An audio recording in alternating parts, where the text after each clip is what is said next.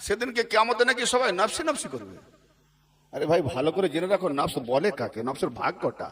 তুমি নফসে লাওয়ামাও বোঝো না, নফসে আম্বারাও বোঝো না। নফসে আম্বারার কি কাজ, নফসে মুলহিমার কি কাজ, নফসে লাওয়ামার কি কাজ, নফসে মুতমাইন্নার কি কাজ, নফসে রহমানের কি কাজ। এই নফস কটা ভাগ সেটাই তো জানো না।